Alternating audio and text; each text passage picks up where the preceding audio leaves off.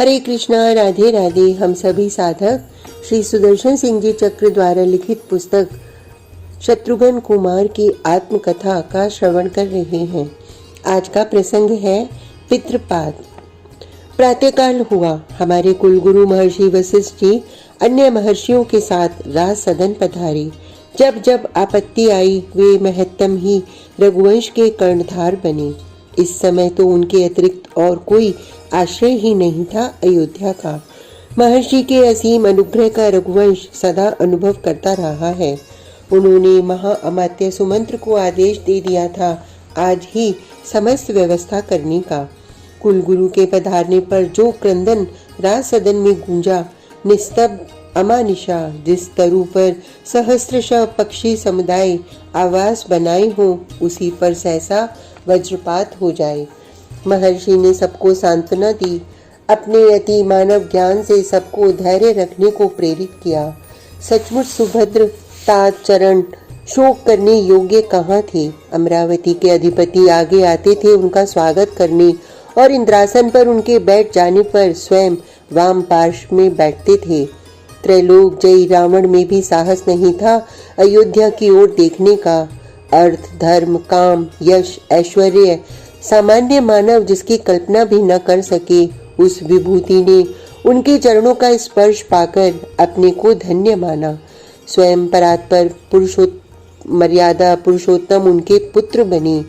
जीवन में कुछ प्राप्तव्य कहाँ रहा था उनके लिए, और जिनका नाम अंतिम क्षण मुख में आने से मानव परमपद पा जाता है, उनके वियोग में जिन्होंने शरीर छोड़ा, यह मरण किसका स्मरणीय नहीं होगा। अपने महत्तम पिता के लिए हम क्यों शरीर शोक करें। तात भरत महर्षि ने समयोचित उपदेश करने के उपरांत आदेश दिया, शोक को संयमित करो और उठो। जो कर्तव्य तुम पर आ पड़ा है उसे पूरा करो। तुम्हारे पिता की पवित्र देह प्रतीक्षा कर रही है कि तुम्हारे कर उसे भगवान हव्यवाह को अर्पित करे। आर्य ने नेत्र उत्तरीय से मार्जित कर लिए।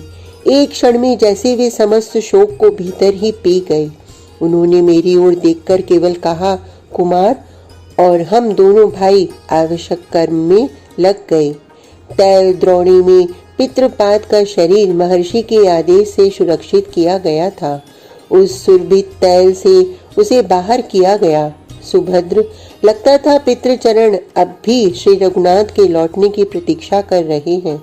उनके नेत्र खुले हुए थे और उन नेत्रों की कांति म्लान नहीं हुई थी। मुख पर अत्यंत शोक जैसे अब भी विद्यमान हो। संपूर्ण अंतःपुर आर्त क्रंदन कर रहा था।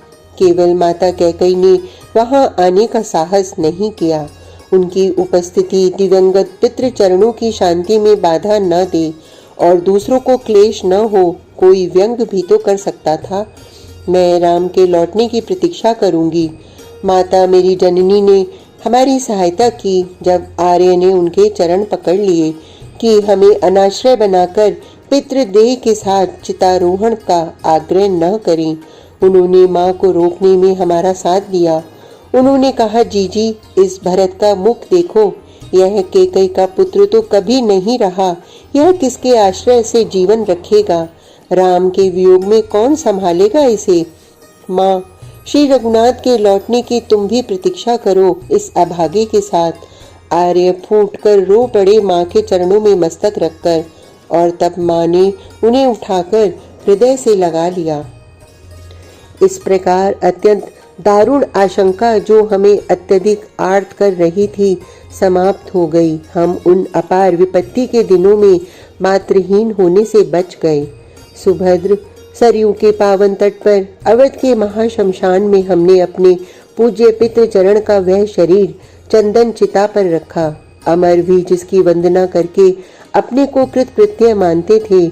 संपूर्ण राजकीय सम्मान, मानव दुर्लभ सामग्री, समस्त विधि विधान, जिन्होंने इसी सरयू के तट पर शतशः यज्ञ किए थे, जिनके पंक्तिबद्ध वह धूप अब भी उनका यशोगान करते स्थिर है। उनका देह आज आहुति बना। जीवन महायज्ञ की यही पूर्णाहुति है। श्री चक्रवर्ती महाराज के मरते जीवन की यह पूर्णाहुति हमारे कुलगुरु ने उस महाशमशान में चिता की प्रज्वलित लपटों की साक्षी में सुरभित धूम्र से पूर्ण वायुमंडल में सबको संबोधित किया।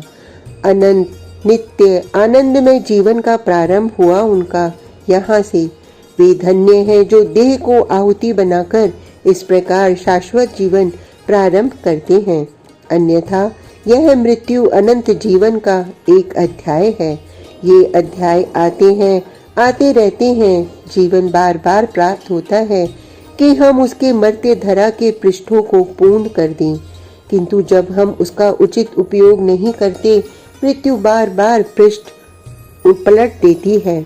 बार बार हम पुनः प्रारंभ करने को विवश किए जाते हैं।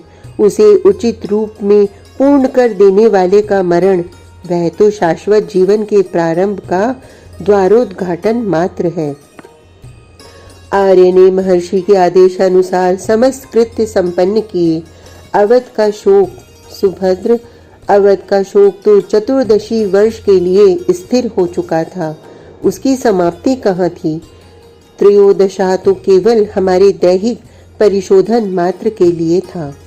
श्रद्धा परिपूत आमंत्रण भी जो स्वीकार नहीं करते, उन तपोधन मुनियों ने पितृचरण के संस्कार में भाग लिया, परिग्रह स्वीकार किया और भोजन किया। कुलगुरु ने साश्रुकंठ कहा था, दशरथ का श्राद्धान अपनी पवित्रता में इतना अतुलनीय है, कोई यज्ञ हविष्य उसकी समता कर नहीं सकता।